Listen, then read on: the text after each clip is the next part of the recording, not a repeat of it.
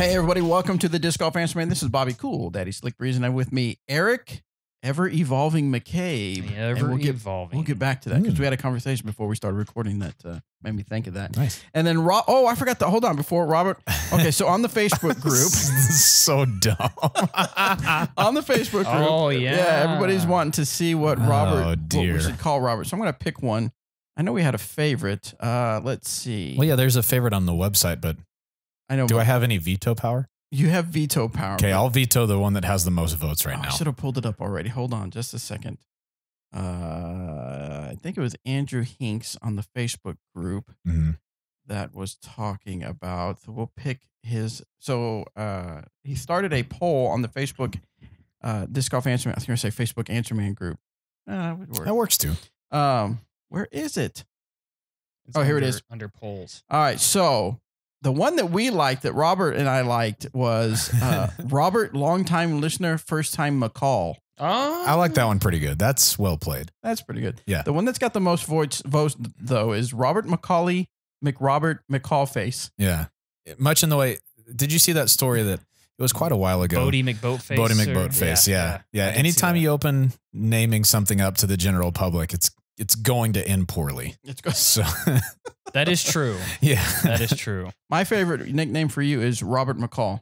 Yeah, that was a really good one. Has Also, Robert is on there. Yeah, That's Robert's good. on there. So anyway, so The other guy on Disc Golf Answer the Man other was guy. on there. I saw Robert, not Eric McCabe McCall. Yeah, that's there on it is. there. Yeah. That has more votes than some other Yeah. things. Yeah. So all right. Well, that's your nicknames for today. All right. Wow, that's a lot. Yes. So anyway, what I was getting to is why I say Eric ever evolving is that we were talking about his course designing he was doing in North Carolina, and you actually kind of we were talking about how you played a few rounds there. So tell us your thoughts there. Yeah. Well, I was in Charlotte, North Carolina. In Matthews, actually, it's just kind of like a little suburb of Charlotte. At it's a community. It's like a neighborhood almost, and they have this huge dog park, playground equipment. They have a woods line, and a guy went through this woods line and in a week cut everything out, like all the trees, made a trail, and he put a little bike trail through there, like a little mountain biking trail. Nice. He did it in a week, and I walked this trail. That's killing it. And I was like, there's no way this was done in a week. This has been here for like 4 years, right? So, I mean, it's amazing how quick he worked. But yeah, I think what Bobby is referring to is when I had my free time, when I was done kind of walking through the woods for a while, I wanted to go loosen up and throw some discs. Well, I took my bag with me, and as most of you probably know of me, I'm a huge defender thrower. It's one of my go-to drivers. Well, I played 4 courses. Yeah, 4 courses while I was there, and I threw 0 defenders. The old goose egg. It was amazing. I was throwing a lot of neutral flying discs. I was throwing trespasses, convicts, EMAC truths, putters, all that stuff because of how tight the woods are. And of course, I knew that going into it. What Charlotte's like, I've been there many times, but it's just been a while since you've played something that tightly wooded, right? Exactly, and it never really crossed my mind that people on the East Coast's bags are going to be completely different than people say on the West Coast or in the Midwest, and you kind of have a newfound respect for those players that are playing all wooded courses that come out to the Glass Blown Open and try to battle here. Right. Because my bag out there, if I played there all the time, would be full of trespasses and convicts and EMACs and all that. And coming here, that would be rough. Yeah, you'd have to put some serious hyzer on him. Yeah, so... But no, that was great. It was awesome to see. I had a really great time in Charlotte. The course I designed is going to be really beginner-friendly style for the kids. Nice. I don't think maybe one of the holes is about 300, maybe a little more than 300, but there's a little slight elevation. Snakes. Dang.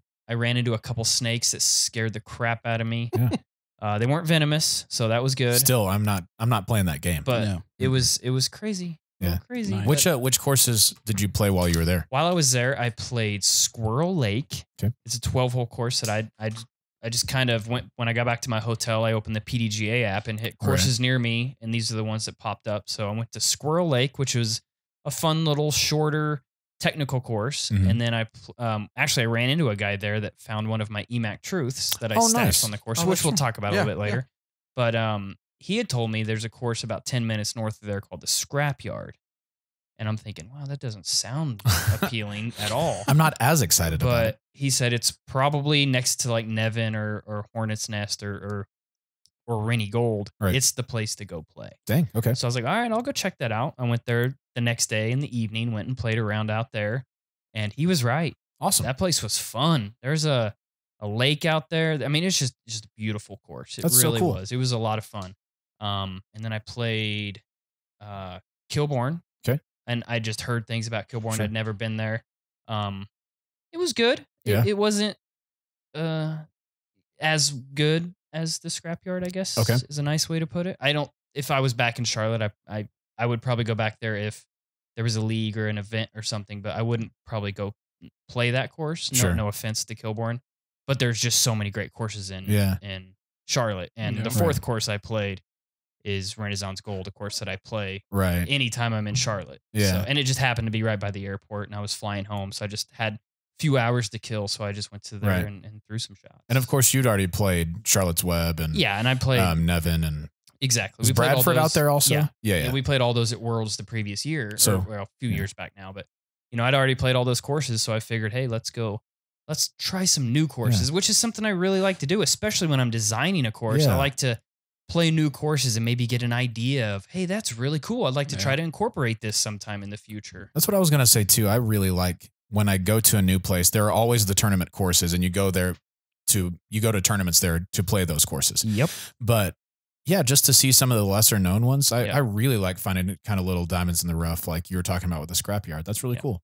Good times. Very cool. So yeah, you kind of mentioned it. So one of the things you like to do, and definitely want to follow Eric on Snapchat and Instagram. What is it, Ralph McKay? Or It's Ralph Mack Mack. on Snapchat, but my Instagram is Eric_McCabe. because I was checking out his Snapchat and he was posting where he was hiding some EMAC truths in some Mhm. trees and different places. So what's the idea behind that? I got the idea from Doug actually. And I, we did this at Glass Blown Open. We had the little certificates printed off, Oh, that's right. and I only heard of one person finding it at Glass Blown. How many did we put on? I think there was like 9 or maybe no, maybe it's just one per course. So Okay. there's a chance that there's still discs hidden I was somewhere going to say if they're out there, I'm interested. on the course. So I know one of them was Sheriff that somebody had found, and I think it had said something like, "If your drive landed here, I feel bad for you. Here's a free disc," kind of thing. So, but no, that. that's where I kind of got the idea, and I had a couple vouchers that were left over, so I kind of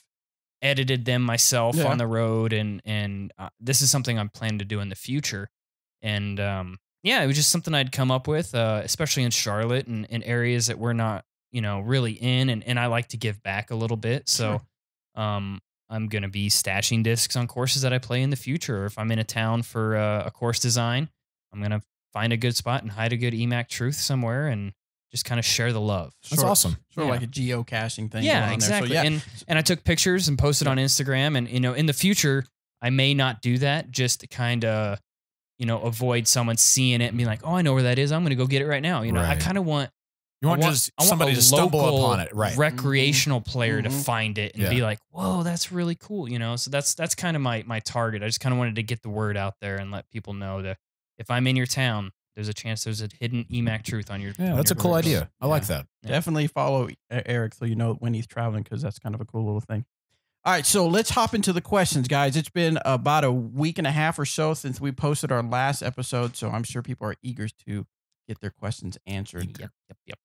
Remember, guys, as always, go to discgolfanswerman.com, submit your disc golf questions, and we will get it on the air. And for you guys that are watching on YouTube, this is kind of a new thing. And if you don't know about us on YouTube, it's just kind of a thing we're trying out to see how it works out. We're putting this on YouTube, just basically the video recording of the audio. It's I don't basically just the video. I was going to say the video portion of the audio recording. How do you have a video? Mhm. Anyway. That's exactly what it is. I guess, yeah. Yeah. So if you watch other podcasts where you like to watch people's reactions and stuff like that, well, now we've got something for you. You can watch it on YouTube or still listen to it on audio if you'd like to. Yeah. Or both. At the Or same both- time. Same time. Oh, dang. Have the headphones and then listen and watch it. Inception. Oh man. Anyway, so yeah, youtube.com/dynamic discs, and I'll make a little playlist as we start uploading more disc golf answer mans. Cool. Cool. First Would it question. be disc golf answer men instead of disc golf answer mans? No, that's too much Okay. having to redo the That's- logo and stuff. That's my bad. Yeah. And I'm sorry for suggesting it. Right. You can leave. No. All right, so the first one comes from Michael. Can you guys hear me? I feel like I'm not hearing. I hear yourself. I can hear yourself as well. Maybe it's just my headphones. All right, sorry guys. First one comes from Michael. All right, guys, I'm going to keep it real and talk about the elephant in the room. Oh, yeah. First of all, there's no elephant. I see here. no elephants. Yeah. Right. That's okay. But this is let's okay. Here we go. How did you guys feel about the GBO having co-champions in the GBO division? The GBO division. I mean, the FBO. The FBO. I didn't know it division. was just one Yeah. division. You were pretty down on the idea on episode 168 when it happened in the Nick Hyde for the exact same reason. Just want to know your thoughts. I was very upset with it. Yep. I hated it. Yep. And if it was up to me, they would have played off or they would have finished their round. But, you know, what a lot of people don't know, and I think Bobby captured the video great and it answered a lot of questions when it was, you know, me, was it Mike Downs, Mike Downs, and Doug, Rusco yep. and Doug were all in the room having to make this decision. And, you know, obviously, as I always say, safety is number one. And we had to make that decision, and we couldn't send him back out there. I mean, No, there's no way. it was just, I mean, Certainly not in time to finish. yeah, yeah. And as far as the co-champions, yeah, it really does kind of suck, to put it blatantly. It just sucks. Yeah. And I do know that the rules committee is actually currently Yeah, that's working right. on that, and I'm hoping that they have something figured out, you know, relatively soon to kind of put out. But yeah, it kind of stinks that to have co-champions. But and yeah, I my thoughts haven't changed from it happening at the Nick Hyde either. I feel the same about our event as I do that event finishing that way. Right. Well, yeah, my thing is, and I'm not saying you're doing this, Michael, but I'm sure I'm wondering if some people are like, oh yeah, well, Eric, you said on episode 168 that you didn't like it at the just I don't because like it's it here either. it's his tournament, you know, Right. it's our stuff, but we still don't like that it happened. Yep. But what were we going to do? I mean, Yeah. anyway, so many scenarios could have been played out, but you know, unless you can pull out your disc golf crystal ball and let us know exactly what the weather's going to do, we had to make the choice we had to make at the time. If you do have that crystal ball, we would be interested in purchasing it.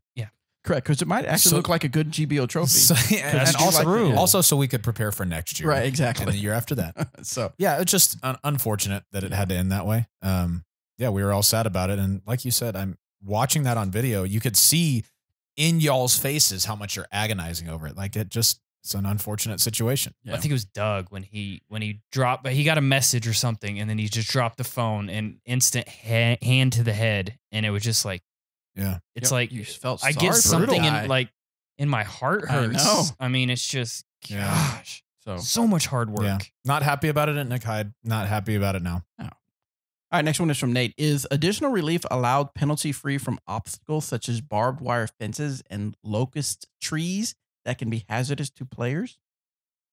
I know at GBO we get an exceptional rule Mhm. from the PDGA because there's some barbed wire fences out at Olpe Lake Mhm. at Eagle Disc Golf Course, and we get an extra meter. So you get 2 meters off that fence, which Mhm. is what, 6 feet ish. Yeah, a little bit And longer than that's- 6 feet. But That, yeah, that should be plenty of room. Yeah. So, I would think so. but Unless it was inside the circle. Did you know that? yes, yeah.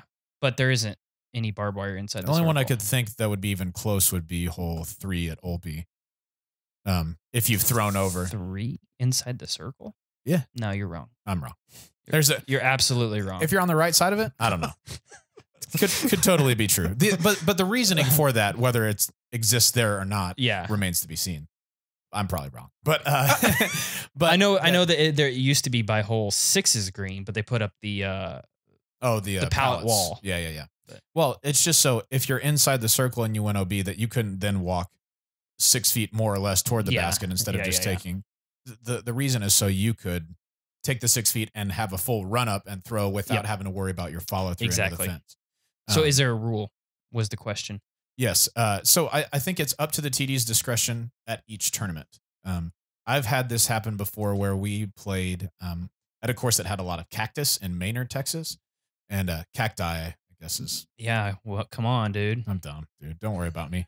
But yeah, cacti everywhere and individual cactus in lots of places. And if you landed in the middle of one of those, they gave up to 5 meters. Yeah, I've done it. I did. Yep. I had you were there, weren't you? I was just trying to remember. Do you remember that? Wait a minute. That NT. And I had that, remember, I had that straddle putt in the circle. And I had that, I couldn't move because if I wanted to take my relief, I would have gone another 30 feet. Yeah. Yep. So I just kind of got in there and did it. Remember that the barbs I had in my leg? I had one sticking out like that far. That was crazy. It is not Which is about an inch or two. Yeah. For you audio listeners. That's right.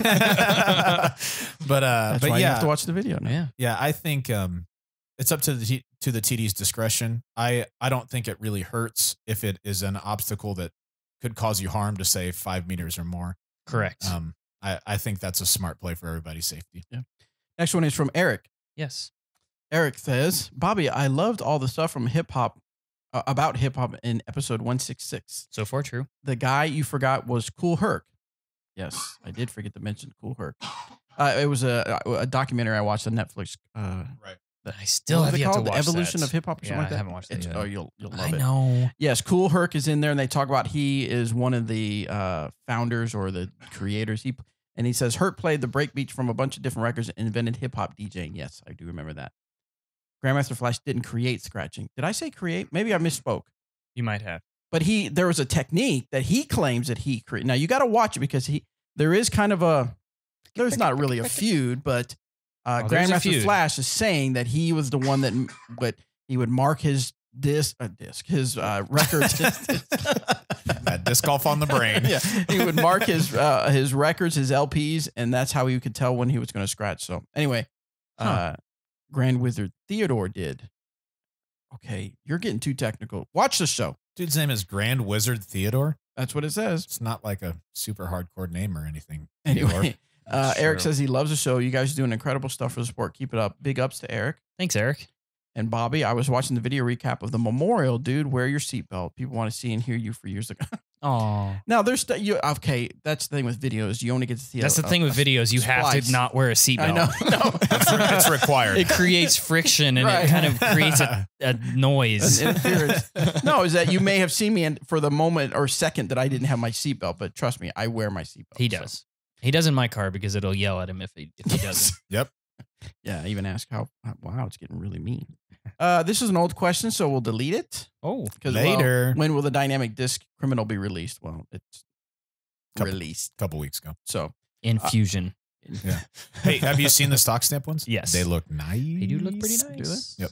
All right, so now we're going to hop over. I was getting a few of those questions out of the way because some of them were time sensitive, and plus the guys that have been submitting them through typing, it's been a while, so I want to get them caught up. So let's listen to a few SpeakPipe ones. Also a suggested nickname for me, Robert SpeakPipe. Oh, okay. It's perfect. Nice. All right, let me check the volume so we don't get blown out here.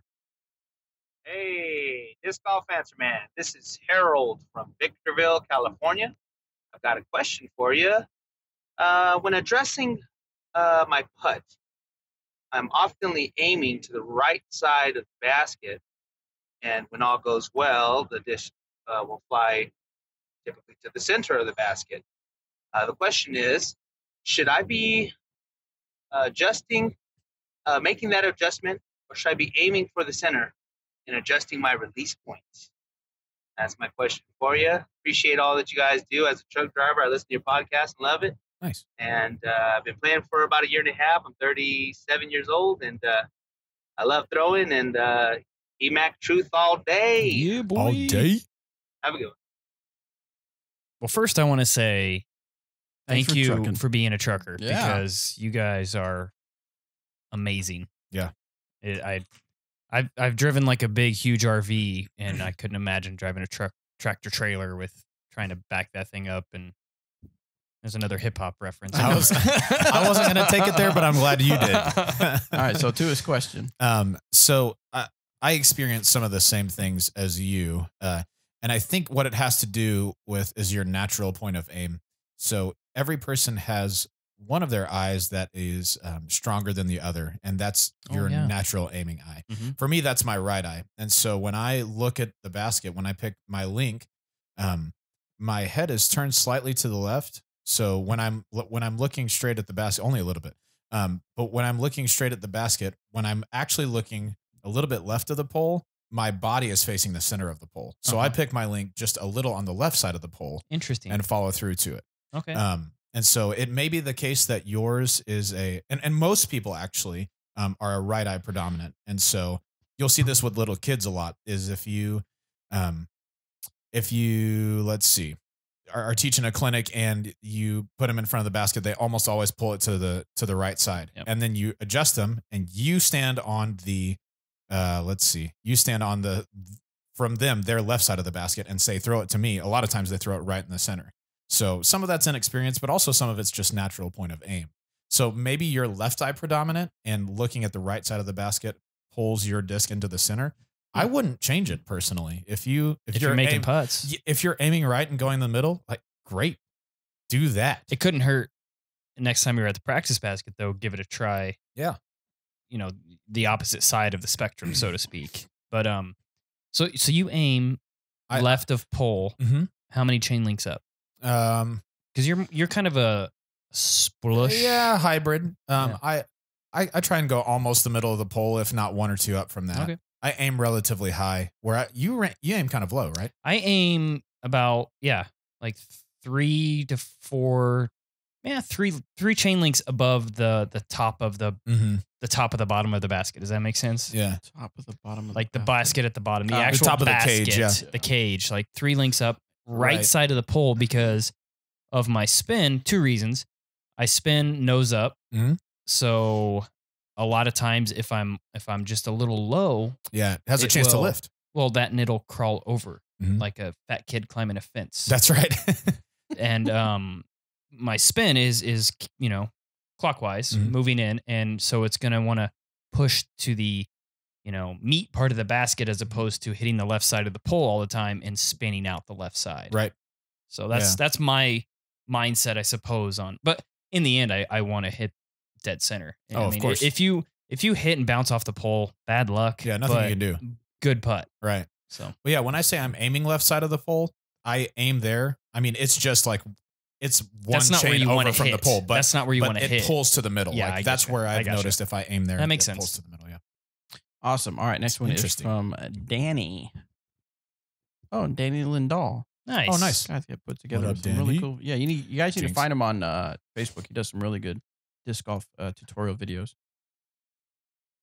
How's it going, guys? I'm Danny, and I have a question about calling foot faults in a tournament. All right. Let's say Eric and Bobby are playing their local C tier, and they are coming down the stretch. They get to the 18th hole, and they are tied. Eric parks it underneath the basket for a birdie, and Bobby is 15 or 20 feet out. Not a very long putt at all. And Bobby goes to throw his putt, and he accidentally falls forward afterwards, stepping in front of his mini. He also happens to miss the putt. Now, Eric, if you are the only person on your card to see Bobby foot fault, do you call him on it? This is his first infraction, so you give him a warning. Nobody else saw it, but it doesn't need to be seconded. Do you call him on it and let him rethrow the putt, which he will most likely make, or do you ignore it and thank your lucky stars that he missed and you can get a stroke on it this time? I'm curious what you think, and thanks for the show, guys. You guys do a great job. Thanks, Danny. Okay, so wait, so the scenario is we're playing our local national tour event. That's right. You guys are on the lead card. We don't together. play. We don't have Which C happens tiers a lot. here, but Yeah. me being on the lead card. yeah, of MPO. course. And we're on hole number 18, which happens to be, the finishing hole would be the Country Club hole 18. Right. I park it Yeah. off the tee, Standard. and you step up and mash a drive as well, and you're 15 feet out. Right. And you putt, and you fall forward in front of your mini Right. and miss the putt. Right. And I'm the only person That to see sees it. Yeah. I don't call you on a foot fault. Yeah. Why? Because It depends on how it happens. It depends I on the think. situation too. Yep. I mean, like, if I can tell that, yeah, it was a true foot fault, then sure, I would call you on the foot fault. But I mean, you know, Yeah. you know well if you missed a putt 3 seconds out of your hand, not even 3 less, seconds, yeah, I a mean, tenth of a second out of your hand. You know if you missed your line. Are you honest, Bobby? I mean, if you putt, oh God, I'm gonna miss. Oh, I'm gonna fall forward. Maybe he'll call me on a foot fault. Oh, Yeah. I see what you're. Yeah, a bunch of people honestly wouldn't think that far ahead. Okay. Yeah, But I didn't even think about that. that's that angle. I think that's what he's trying to get at is, do I call you on a foot fault knowing that you missed the putt? yeah. Now, I don't like that situation because there's only 2 people there. I'm not calling you on it because I'm the one battling you. In that situation, there's more than likely going to be another player on the card watching this go down. Right. I'm leaving it up to them to make the call yeah. because I'm involved in it. You know, what if you make it? Yeah. This is the situation I've seen more. But I've seen that happen more where somebody, I saw this on a video that Barry Schultz was in the woods, maybe 30 feet out, on a knee, jams this knee putt, super sweet putt, but put his hand down in front of his mini, like when he was following through, and he calls himself on a foot fault and has to re-putt and misses. And he made it? No, he made the first one. Yeah, that's what I'm saying. Yeah, and then misses the second one. Oh, wow. I mean, like, that's cool. Yeah, good on him. I would say this is like the opposite kind of sinister way to think about that situation is as soon as, if I know, I just kind of follow through like, oh, well, I missed it. Oh, foot fault. I get to do it again. I don't think there are enough people who would have thought that far ahead. Yeah. There are people out there that would. There would. Yeah, that's true. I don't know. That'd be a really difficult one to encounter. Yeah, I think if they're using it's situational. Yeah. It's truly situational depending on you know, the situation. I mean, it's situational depending on what situation it is. Exactly. See? So what about you? What do you think there, Bobby? I didn't think about the angle you said where someone could do it on purpose. Right. They're gonna be like, oh gosh, I'm missing that. I'm gonna foot fault. It's a tough call. I have heard of this. I will name no names because this was a story told to me. But I have heard of this where a player gets to the front of a tee box. There's OB all along the right side, and they go to throw a big turnover and just yank it right. I mean, super yank it right and slip off the tee box, call themselves on a foot fault immediately, and somebody else on their card just says second because they're boys, right? They're friends. Yeah, and then he gets to retee. You can't do that now, though, right? Can you not do that anymore? Well, I don't know that you can call yourself on a foot fault on the first infraction now. Oh, okay. Because it only takes one person to call the foot fault right now. Yeah. Unless strokes are involved. Yeah. Huh. I didn't know that. So I don't know. I don't know if they changed that rule or not. But yeah, I didn't know that. But then he got to retee and then parked it, and then I hate foot faults. And honestly, if that's the situation, I'm probably not watching Bobby. Right. I'm not paying any attention. I'm just waiting for my turn. I'm not watching Bobby like a hawk to make sure he makes the putt or misses the putt. Yeah. You know, I'm just. It's one of those situations where you hope the best of your other competitors, that they would be, they would have honest. they would have enough integrity to play the game in the way it's supposed to be played. And man, if we get down to the 18th hole and I miss a 20-footer and you're parked, bad on me. But man, at least I tried my best and I followed the rules in the meantime. Yeah. You know. All right, we're gonna. Well, I was gonna say real quick, another situation that kind of happened similar but not similar. It was VPO a few years ago. It was a playoff between Garrett Gurthie and Ulibarri. I remember this. I was there. And I think it was Garrett that had like a 60-foot death putt, right? And he goes for it, and Yuli was parked. And he goes for it, and he hits dead center chains, and it just pops right out. It was a spit out that he had. Yeah. And Yuli gross. had a putt to win and laid it up. Yeah. So because he didn't want to win on a spit. He didn't want to win on a spit. He didn't want to win because Garrett made the putt. So I remember, I'll never forget that. That was really cool. Yeah. Everybody applauded. It was awesome. Yeah. And then I believe Double G won, right? Yes, he did. Yeah. Because the next hole, Double G had a pretty close putt and laid it up, and it was kind of like, all right, we're even. Yep, exactly. And then on at Veterans, hole 1, that super long downhill shot to the right. The champion tee, too. Yeah. Double G put it like 50. Yeah. Which is dumb on that hole. It's like 600 feet downhill. It was crazy. Crazy. All right, let's go on to the next question. This one's from Will. Hey guys, hope you all are doing well. My name is Will. I'm from Waterford, Michigan. My question kind of has a lot of variables, but I'm going to try to keep it simple. Disc golf is hands down my passion, and I plan to start playing MPO next year. Down the line in the next 2 or 3 years, I want to try and take a summer to go on tour and play some of the larger events across the U.S. while I'm still young and have those opportunities available to me. I currently have an office job that I make decent money at, but I'm a newer employee and I don't have a ton of PTO to use for the purposes of going on tour. So my question is, what expectations should I have about potentially going on tour without having a major sponsor to help fund it and without having a job I can do on the road? Do you think it's feasible without abandoning my job and having a ton of money saved up for the expenses? Thanks, guys. Okay, I'm gonna keep it real. Oh, I'm gonna keep it real. Have you kept it real before? A few times. Okay, yeah. So we're gonna do it this one. All right. Will, I don't mean to rain on your parade, but it's not feasible. I'm gonna be the other guy. What? Follow your dreams. Okay, but Don't wait. Okay, let wait a your minute. dreams be dreams. Okay, but wait. Let me finish.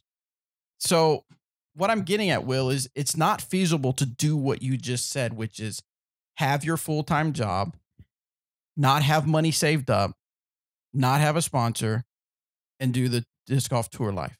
You're going to have to choose either one. So either you're going to have to say, okay, I'll play disc golf when I can, if I can, and have my job, pay my bills, and do all that. Or you're going to have to maybe take a year or two and say, you know what? All I'm going to do is work 2 jobs, and I'm going to save up a bunch of money so that in a year or 2 years, I can find a different job and do part-time and then tour. Yeah.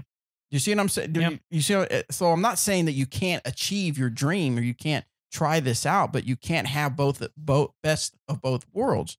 Not if you're in the situation that you're describing. So if you want to not have a lot of money, try to live off your winnings. Fact. Try to live off your winnings. Stay with people, sleep on living room floors, not have a lot of the normal comforts of life. If you're okay with the trade for that, because you can go play disc golf, then I say do it. Yeah. But just know what you're getting into. I'll also say, just because you don't have a sponsor doesn't mean you can't do it, because let's be honest, right. There's only maybe a dozen touring players that are actually getting paid to be out there, and then a lot of the lower touring players, I'll call them, are they get bonuses, right? But they don't always finish. I mean, you have to finish.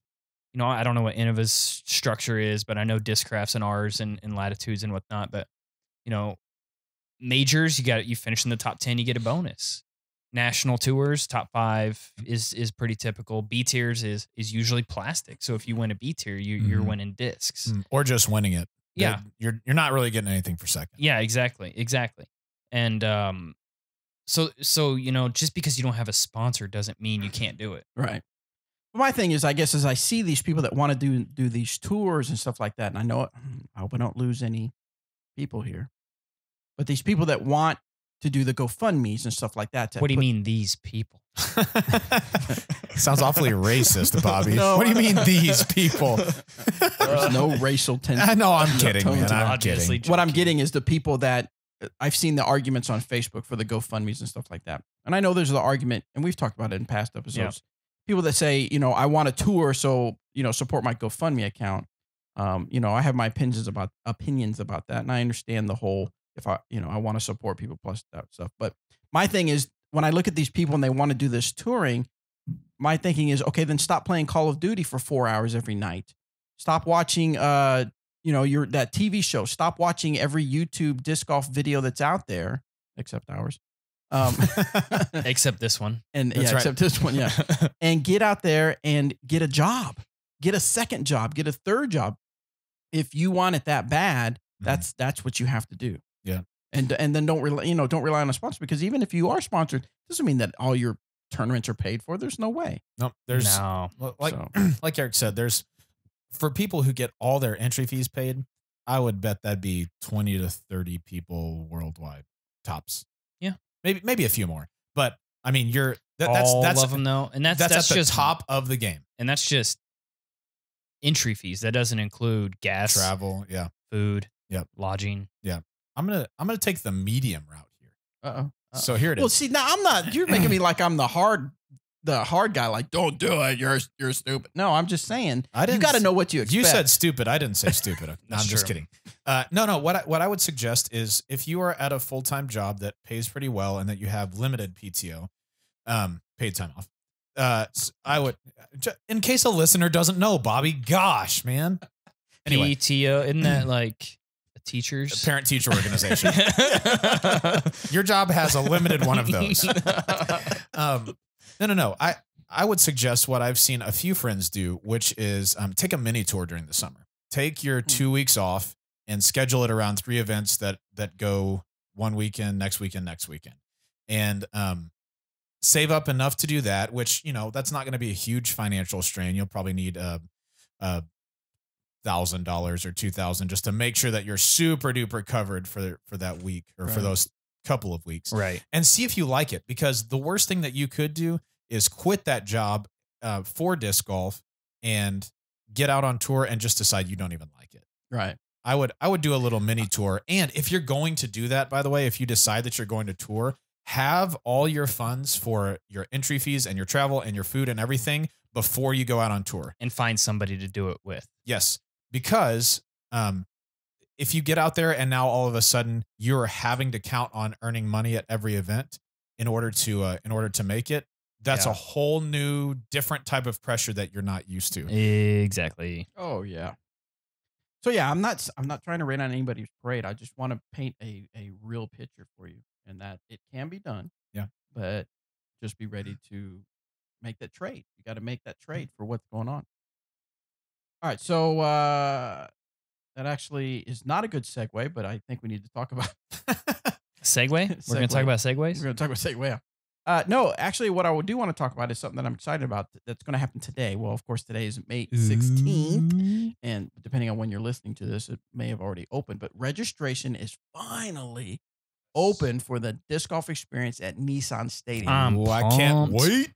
So what this is if you guys have been following us at all, you know that the past 3 years we went to Dallas to be at the AT&T Stadium, home Arlington. of the Oh, is it not?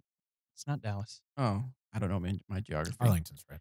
So Arlington, Texas, where the Cowboy Stadium is, or the AT&T Stadium, and we played disc golf in the stadium, and it was an amazing experience. Loved it so much. But we thought, you know what, we need to try this out in different areas of the country. And a lot of people were like, go here, go there. Well, we had to do, we had to negotiate and find out stadiums that did do stuff like this. Well, then also stadiums that are, decently close to us, because the Dallas DFW area is 6 hours for us to drive, and Nashville's I think 10. So that makes sense, but like we were going to California. Yeah, would we were be considering so the Alaska expensive. disc golf experience, but it fell through. Dang it. So anyway, North Korea. That's right. Yeah, it's a very long RV trip. Very long. We were able to work something out with the home of the Titans, the Nissan Stadium. But then some things started not quite working out, and it took us a while to get it all together, but we finally got it together. And you can go to, if you want to look up on Facebook, just look up the disc golf experience at Nissan Stadium, or look at the event page for Dynamic Discs, and you can get more information. Or you can go to discgolfscene.com and search Nissan Stadium, and you'll find more info. So the registration is live at 6 p.m. May 16th. So by the time you're listening to this, it'll be ready to go. So check that out. For sure. Basically, we're going to set up 9 baskets throughout the stadium. For you to be able to throw some discs. Do you know what discs they are, by the way? Did you see? Yeah, I am so excited about the discs. Okay, so here's the discs you get. Okay, there's 4 levels of experience. Is that released? No. That information? Yes. Oh, yeah. It's on Facebook. It's on Facebook. Okay. So there's 4 divisions. There's $10, which means you get a lanyard. You get to come out and basically to watch everybody play. If you just kind of want to, you know what, you don't want to play, you just think it'd be cool to watch people play disc golf in a stadium. Yeah. Pay $10, you come on in and take advantage of that. I believe there will be refreshments out there as well. There'll be concessions out there. I believe nachos. But they're not Joe's. Yeah, it's true. They will be mine. Oh, they will. Okay. Yeah, that's right. And then for $40 is the player package experience, where you'll get a badge, a lanyard, and you'll get a new 2K overmold disc from Latitude 64. and Dude, this is the one, man. This is a the limited one. edition Tennessee Fluid Dynamic Discs Slammer. Fluid. Explain to our listeners what fluid is. Fluid is our flexible plastic that does really well in a cooler temperatures because it gets nice and hard. But there are a lot of people. So it's going to be really good in July. I know. in That'd be a Tennessee. perfect time. But a lot of people like that gummy feel. They love that flexible plastic. I can only imagine how overstable this disc is. That's gonna why be. people will love it. Yep. And that softer plastic sits on the ground better. It's Yeah. usually less prone to skipping. Right. And hitting off trees. It absorbs the hit a little Yep. bit more. So people are already loving the stability of the Slammer, and now we're going to have it in fluid. And the next level is $70, and you get everything that I mentioned before, and you get to actually play in the event. So if you're not sure you want to play, but you want to come watch and you want to take advantage of getting these discs. these Tennessee edition stamped discs, you can do $40. But if you want to play, you can do the $70. Yeah. And then $125 is our VIP player experience. You get everything that I mentioned. You get to play, the discs, the lanyard, the badge. You also get access to, we'll play a hole or two with a DD sponsored pro player. So someone like Eric McCabe. And at the end of the evening, VIPs will be allowed to attend an exclusive party on the roof of the stadium. with a Technically, it's not the roof, but go on. Right. It's a higher level. I was there when we looked at it, and it's got a really nice view of downtown. Downtown. It's downtown of downtown Nashville. Players also have the opportunity to throw a special CTP hole from the rooftop to the 50-yard line for some fantastic prizes. Drinks and light fare will also be provided for the VIPs. The throw from up there, I think, is worth the money. It's That's so cool. much like when we did that at Cowboy Stadium. Yeah. It is so much fun throwing that far down onto the field. Or when we did it at Pocono. Oh, Yes, the Because that raceway, was that's even right. higher. That was really cool. I'm ready to go back to that too. Oh, me too. That's soon. Okay, so like I said, registration is open. The event takes place Saturday, July 15th, of course, in Nashville, Tennessee, at the Tennessee Titans Stadiums or Nissan Stadium. Mhm. So it's going to be a great time. I'll be there. Some of the Robert questions, will be there. Robert will be there. I'll be there. Bobby will be there. If you're thinking when will I tee off and all that stuff, go to discgolfscene.com. Search for Nissan Stadium. It has a little bit of a FAQ there for you. We'll have tee times. That's how Frequently we take care asked of it. questions. We'll have tee times. Parent-teacher organization. Different stuff. So anyway, I am super excited about that. Yes, sir. Cool. All right, let's get to another question, guys. This one is again from Danny. All right. Danny got to say now. How's it going, guys? I'm Danny, and I have another question here about discs. My question is about beating them in.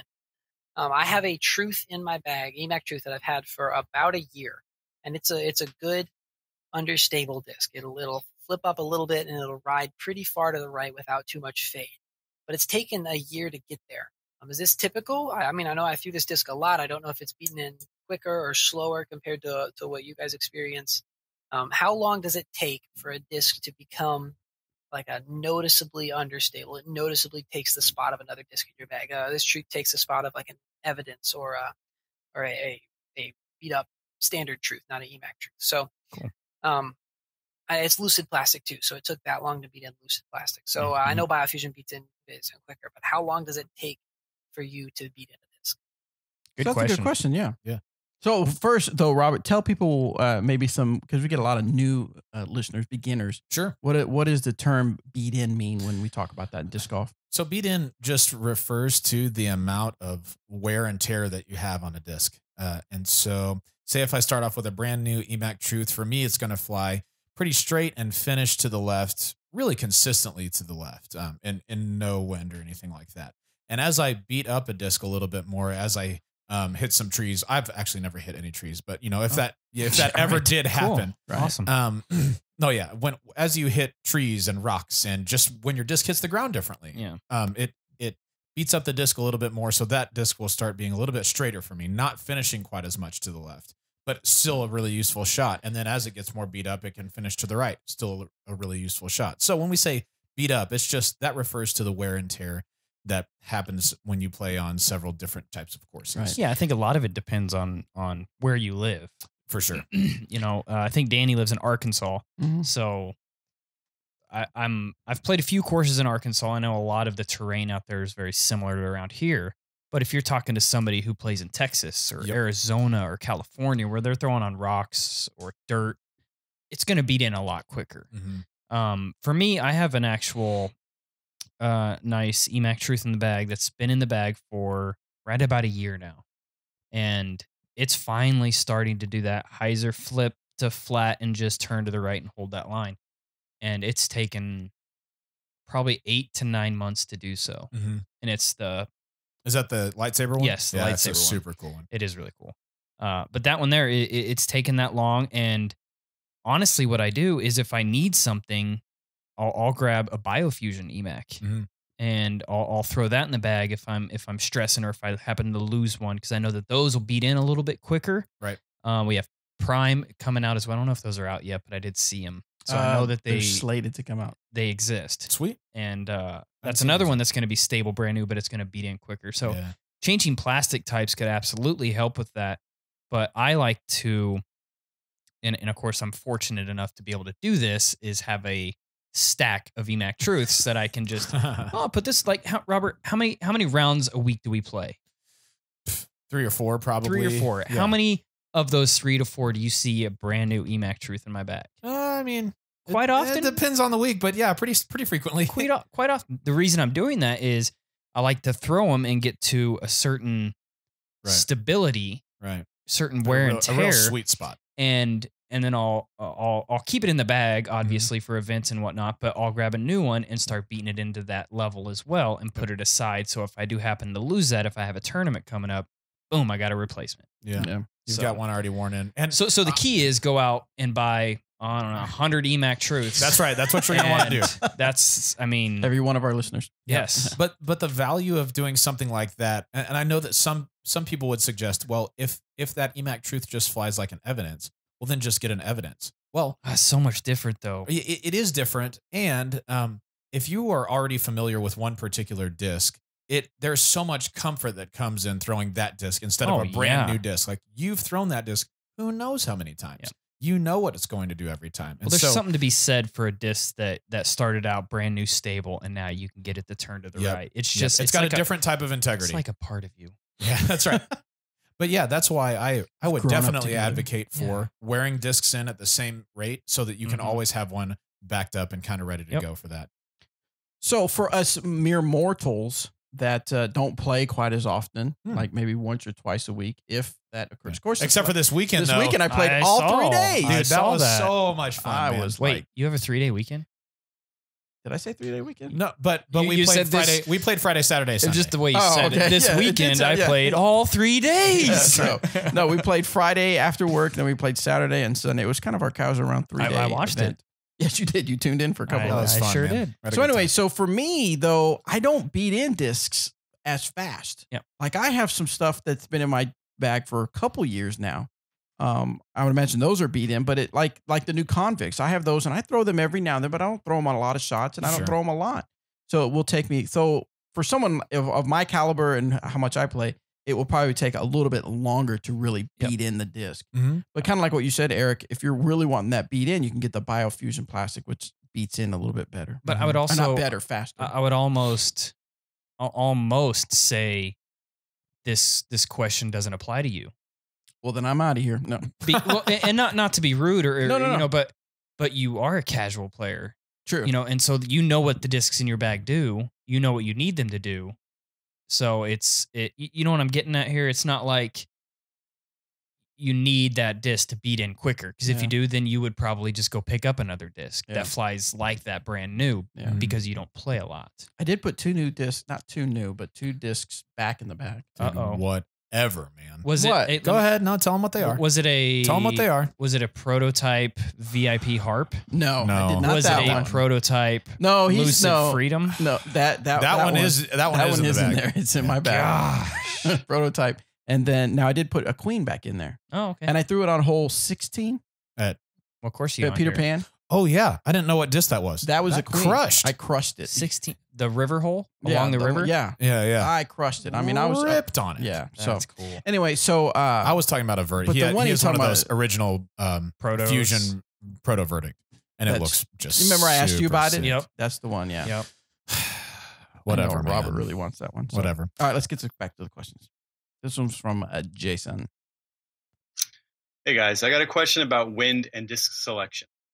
Yesterday I went out to do some field work, and there was a wind whipping from behind me, backing a little bit to the right. And I'm a right-hand backhand player.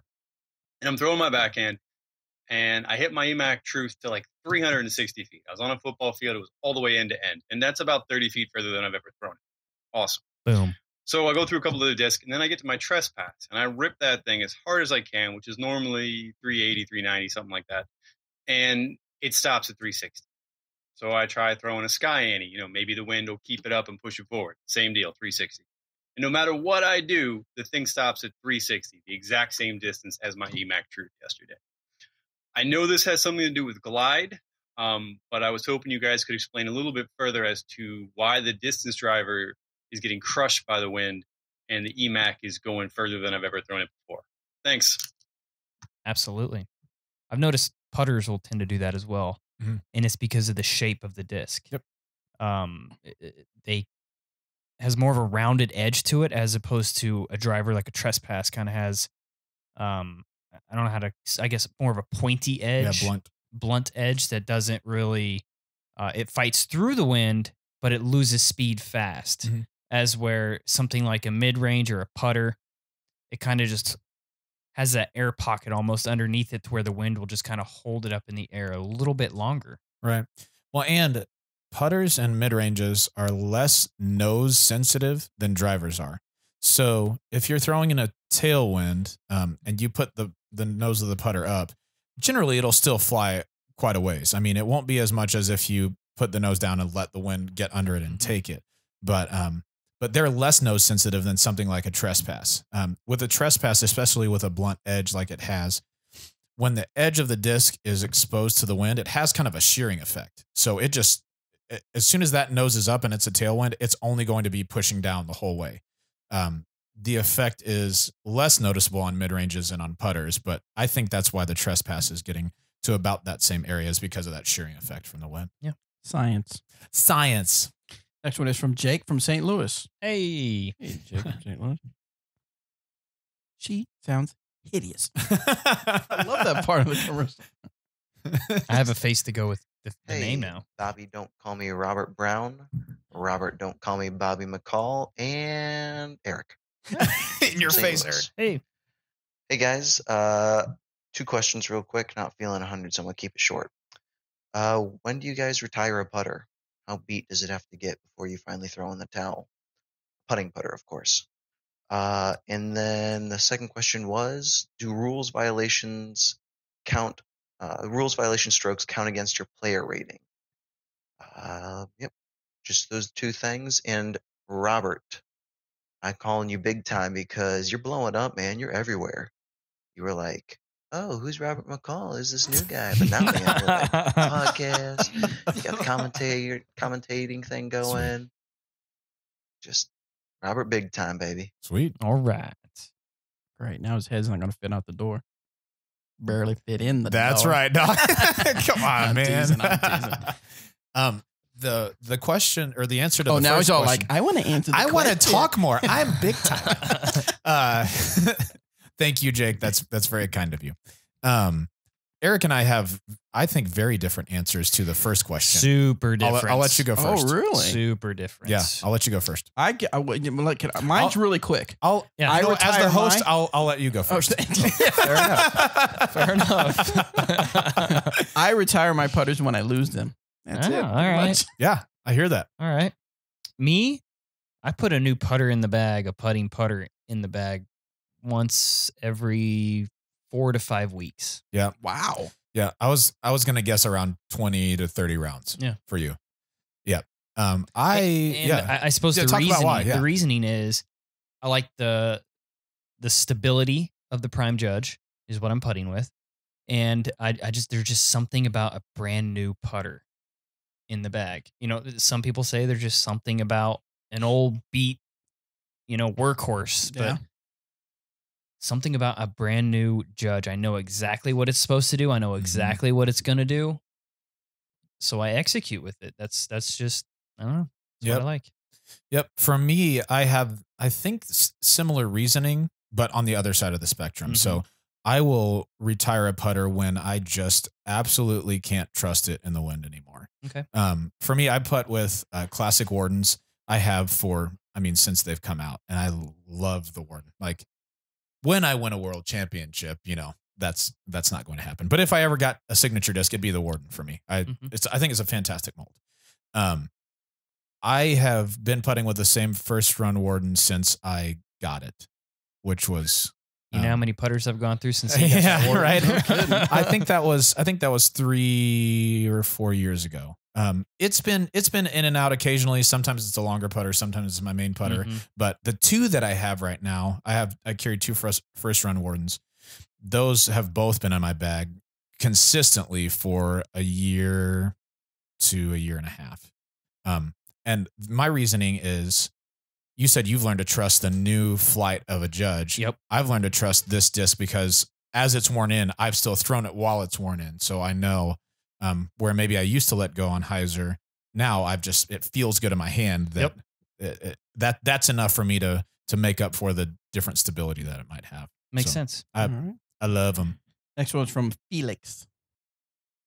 The cat? Hi guys, this is Felix Castro. Question for you guys regarding the DynamicDisc.com live inventory. Currently, the online store does not support or have a live inventory with your disc and with other items in the store, which means that it has been multiple times I've been trying to order something. I get an email saying that my order was received, and I do not pursue the item anywhere else because I trust that I got the item, and then I get a call a day later from your representative saying that you guys are out of stock of the item that it was not out of stock when I ordered. And I think this is due because you do not have a live inventory, meaning that as soon as somebody orders, then it exceeds the number of discs that this is no longer in your store. Do you have any plans to update this? It will be a great feature in order to improve your customer experience. Thanks, guys, for your time. No. Short answer, no. Next question. Sorry. I was typing something. Basically, anyway, Felix, yes, you're correct. We do not have live inventory, and that is I don't want to say it's an issue. I don't know what word I'm looking for, but the platform that we use for selling that they don't have that feature is what my understanding is.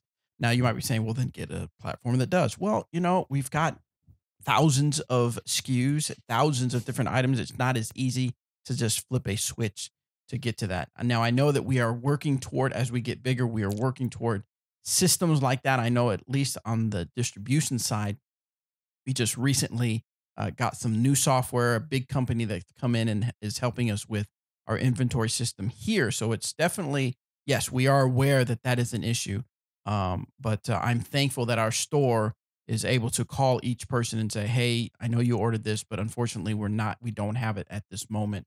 And I think it's just one of those growing pains for us, I know you guys are used to some of these big companies like Walmart and all these places, Amazon and stuff like that. We have almost as many employees as Walmart does, though. Yeah, we do. Pretty close. It's very close. So anyway, so yes, you're used to that in the outside of the disc golf world. And I'd imagine there's probably maybe a disc golf company that probably started with a system that does it. I don't know that 100% for a fact, but it is something that I know that we definitely want to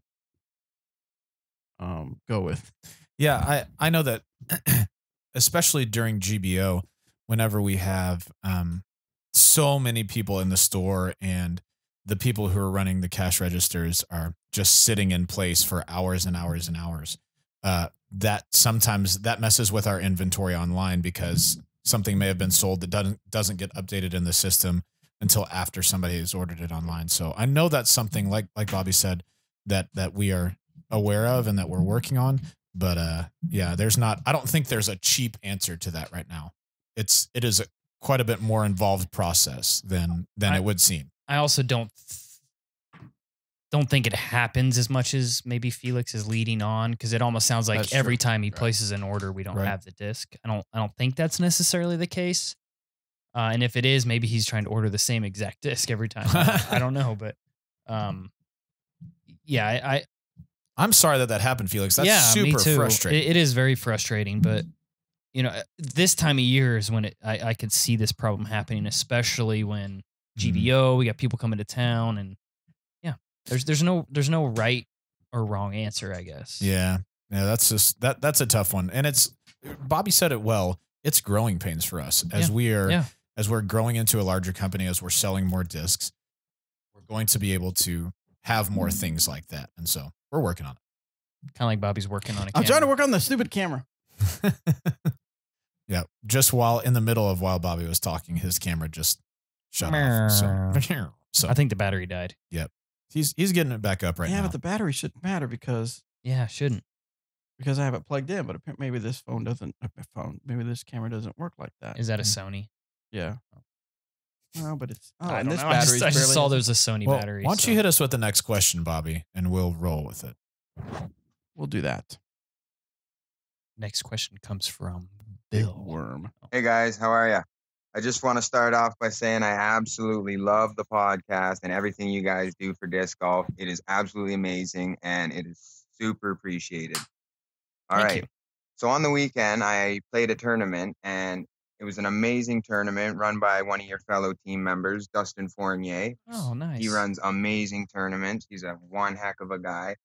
And my question is this. It was my first sanctioned tournament, and I'm just curious, will I be rated after the next ratings update on the PDGA website? Or is there a certain number of rounds or tournaments or rounds and or tournaments that must be played before a rating can be established? It was a 3-round tournament played at 2 different courses. Thanks for everything, guys, and keep it real, boys. Keep it real. Nice. I agree. Dustin Fournier is an amazing individual. He's a fantastic dude. With one heck of a beard. Super powerful beard. Yes. I'm impressed. Yes.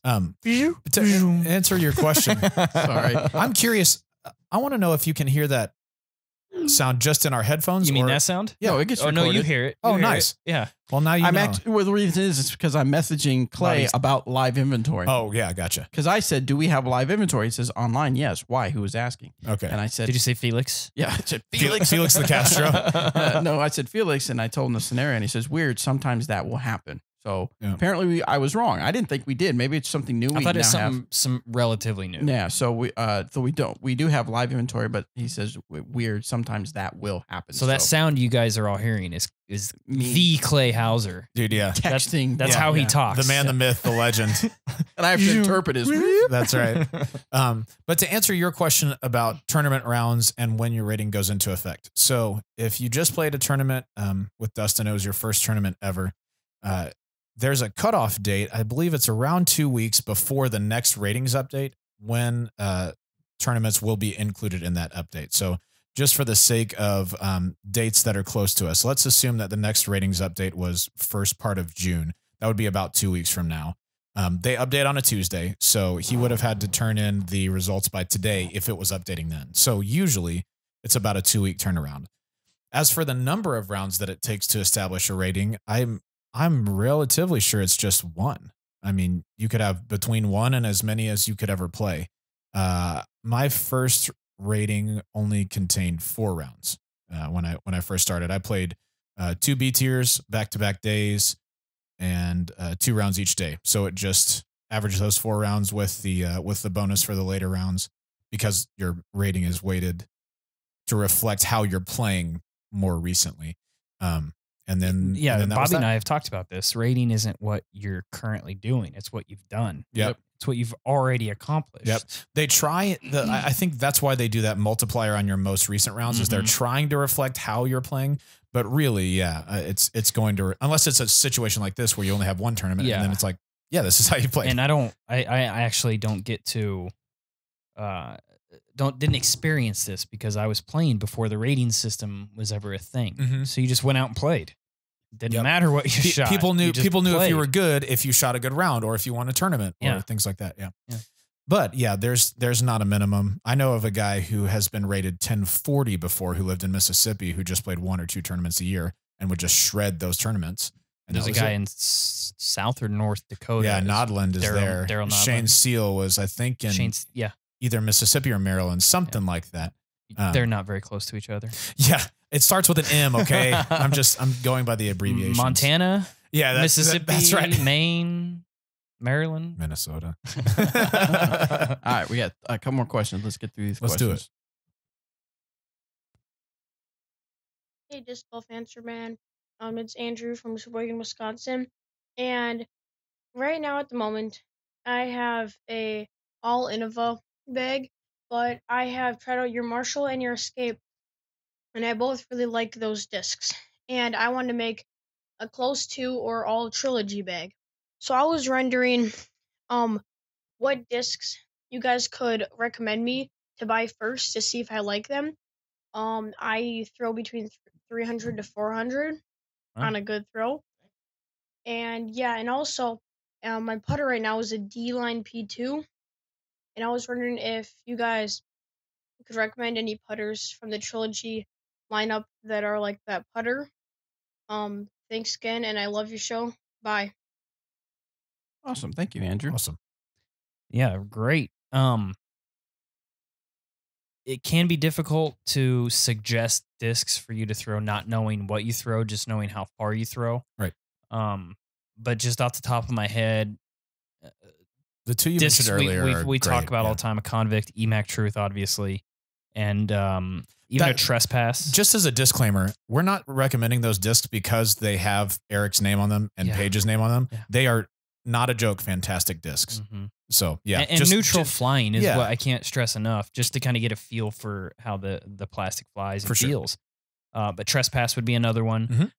And then even a Defender for something maybe a little more overstable. Mhm. And if you really be able to judge a lot off of the Trespass. That's what I was going to say. If the Trespass is flying big distance or overstable for you, Yeah, then then you you're in know, a sweet spot, yeah. you'll know exactly what you need to do. And if you're just completely turning over the Trespass, which I don't think will be the case here, the Trespass thrown with a hyzer release at about 80% for me is an absolute wonderful flyer. Mhm. So those are kind of a handful of discs I would give a try to. Yeah. I'm not familiar with was it PD2? P2. P2. PD2 is the super high speed driver. Oh yeah, you're right. P2 is the putter that like Simon and Eagle Okay. and all those guys throw. Psycho? Is that Yeah. used to be yeah, a Psycho? Right. I'm pretty sure, having not handled that disc in a while, but I think it's a little bit deeper profile putter, and it's relatively overstable. So I think you are probably onto a good start with a Marshall, at least as far as Mhm. feel goes.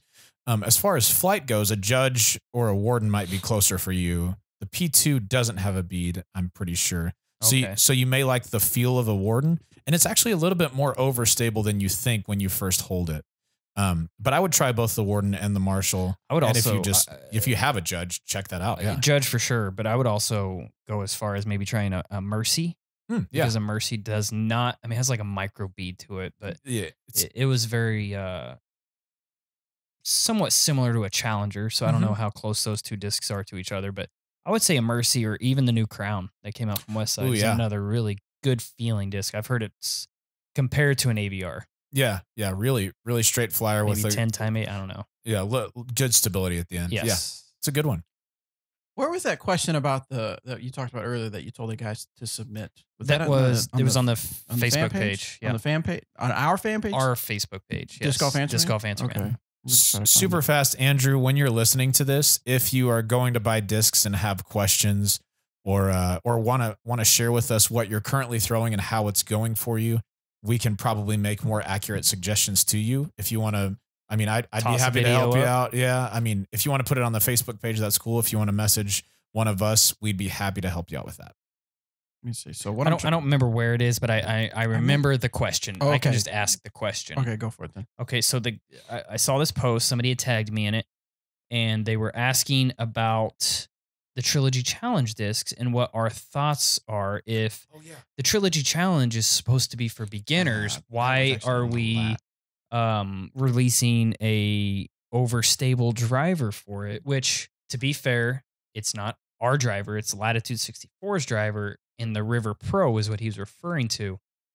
Same with the Pine. It's an overstable. Overstable mid, yeah. Well, the Sling last year was pretty overstable, if I recall. The Marshall was overstable last year, but my first thought that popped in my head was, I didn't know the Trilogy Challenges were for beginners.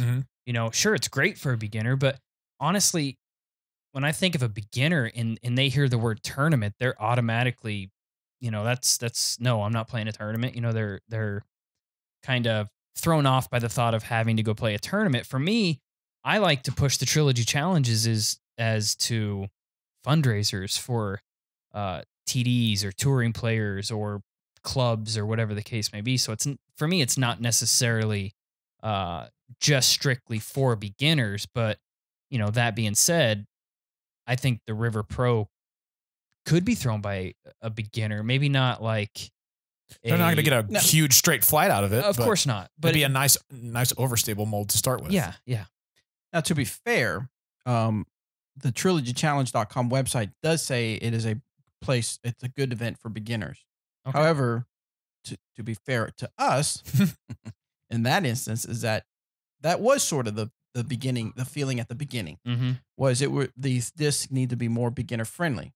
But then what seems to be happening, now I don't know, I'm not involved with all the meetings, but I have a feeling this is kind of maybe what happened is that we're noticing that the Trilogy Challenges became very popular and more than just beginners were playing it. Right. We started getting. Yeah. I would say there was more actual tournament or actual experienced players playing it rather than beginners. Right, because part of the excitement is you're getting unreleased discs. In other words, you can't get these new discs anywhere except if you play in a Trilogy Challenge. So a lot of people are like, well, I play disc golf. I like disc golf. I want to see what these new discs are about.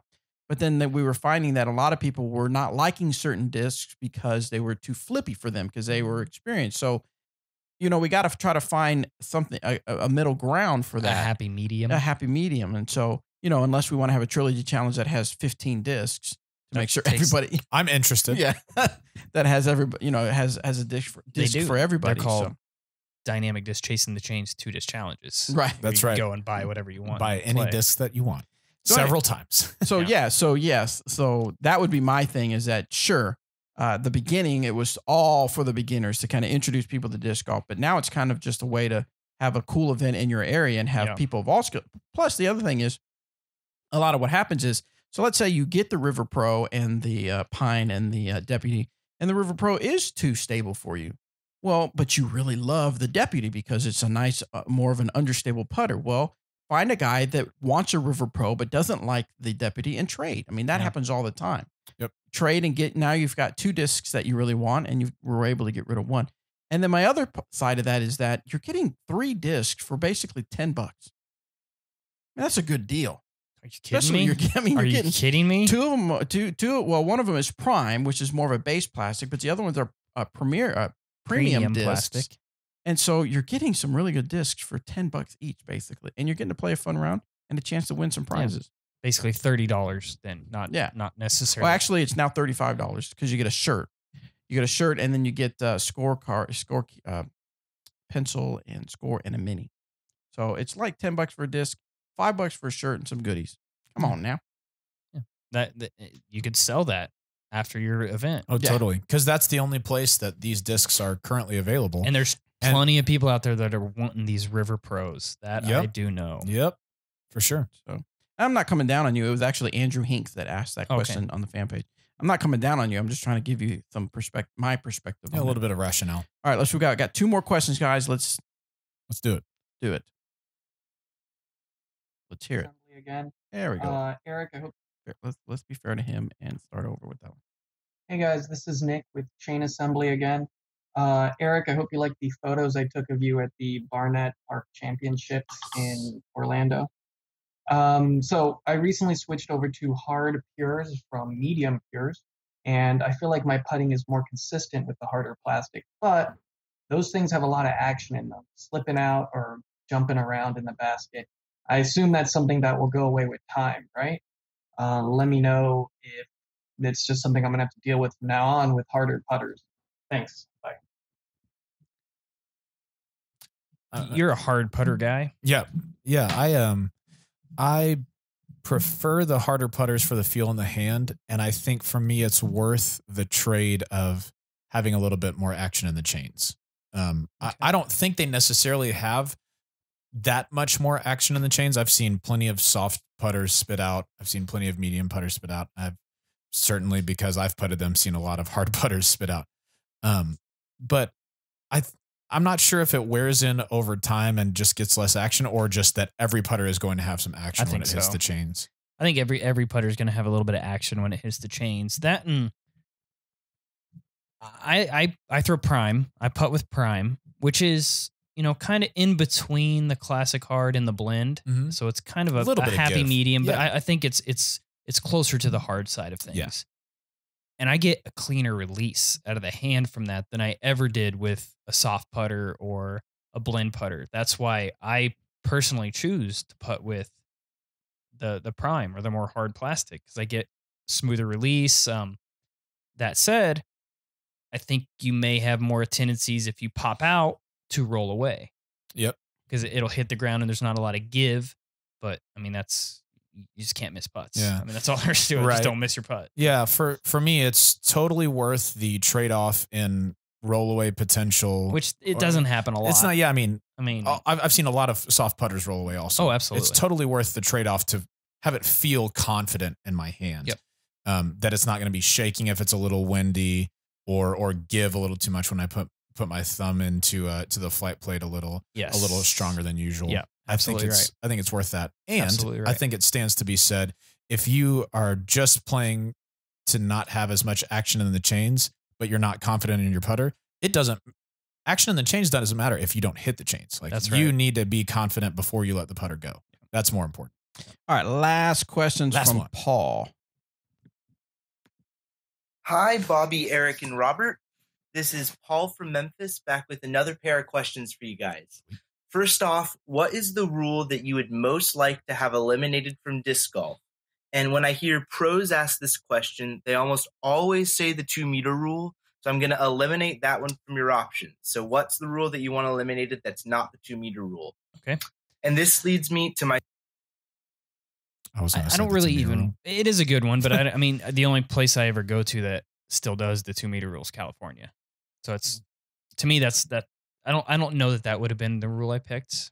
I'm trying to think if there's a. We had it in Texas occasionally. It's annoying. Yeah, but and then USDGC, like, they do it on like one hole or something like that. But yeah, I'm trying to think if there's any like obscure rules out there that they're just like egregious. The only one that I can think of that I've really haven't liked seeing at tournaments is the stroke and distance rule. Yeah. I mean, you know, that's not a rule that is enforced by every tournament, but, you know, USDGC did it one year. Ledgestone has done it occasionally. I guess there have been a lot of tournaments that have done it. I just don't think it's a good rule, because it takes some of the excitement out of the game.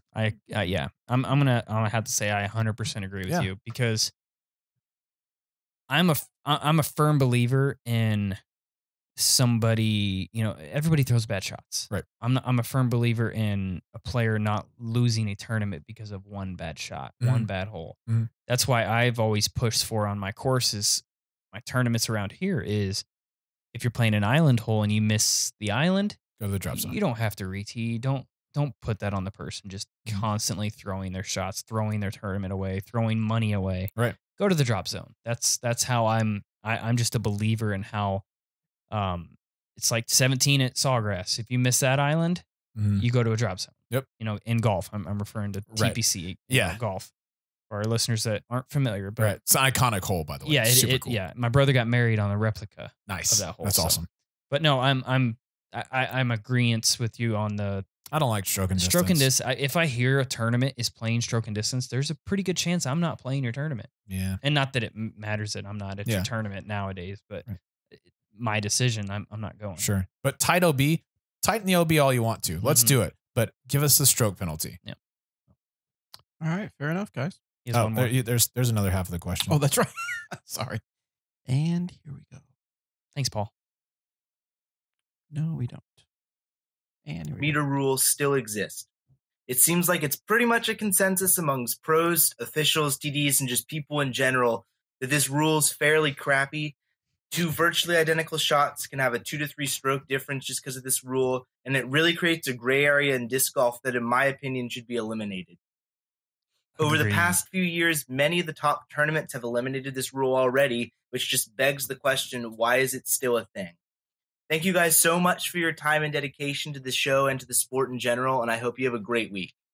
I thought that was another part of the question. That was the part of the question. Yeah, he's basically asking why, if it's Oh, okay, consensus why, that it's the then why worst we rule, haven't why done it? hasn't it been eliminated yet? I think well, the only place I really see it is on the West Coast of California, and there's a lot of courses and tournaments around there that the course is designed around the 2 meter rule almost, where the shot is throw up over something, crash a tree, and come down.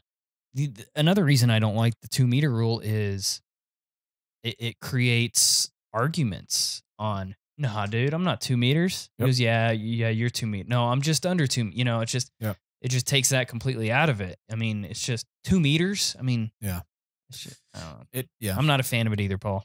Yep, I think it should go away. I don't know why tournaments still use it or choose to use it, but Yep. I think that was on the rules committee to just pretty much eliminate altogether as well. We'll be talking about it. You can't use the 2 meter rule anymore. Yep. I'd be okay with it. I would also be okay with it. Would you? Bobby, would you be okay with it? I would be okay with it. Have you ever played a tournament that had the 2 meter rule? No, I can't say that I remember. It's always something. It's always like we're gonna play with. We will not have the 2 meter rule, and everybody's like, yeah. And I think there's always cheering. That's and, awesome. and I think around But here, I don't like the 2 meter rule because we have a lot of cedar trees. Yep. And if you throw in the heart of a cedar tree 3 meters up, you're penalized already because you're basically just taking a stroke to throw out. Yeah, double penalized for So sure. you shouldn't be double penalized in this situation. The funniest thing is whenever Doug does the TD and he says we will not have the 2 meter rule, yay, but we will have the 1 meter rule. I always think that's He can't help himself, dude. He's got to get the joke in there, and Yep. it's always funny. I know. Old I love Dougie. So anyway, all right. Well, that wrap things up. I cannot talk. That wraps things up. I'm actually live on the Disc Golf Answer Man Facebook group Oh, on my nice. desktop. Oh, Just nice. having fun with live video more and more. Sweet. So Just you though. well, Yeah, consider- whatever. I don't have another webcam. Mhm. Well, I was almost going to suggest maybe we should all have laptops and have 3 different. or we could just huddle around that laptop. Yeah, Real just close everybody together. Real close together. Hey. So anyway, That's good. oh hey. So I guess that's it. Have we talked about everything we want to talk about? Your trilogy challenge, FB group question. I think we're set, man. Yeah, we are good to go. Thanks, guys, for submitting your questions. I know it's maybe when you're listening to the audio, it might be kind of awkward when we're doing stuff or saying things because now we're trying to do stuff for the YouTube video. But if you want to watch us on YouTube and my camera doesn't go kaplooey on me, you can watch us on YouTube. Send in your questions, discgolfanswerman.com. Well, even if it does, they can still watch us. That's true. You'll be able to watch them on the other channel. So, all right, guys. I think that's it. See ya. Bye.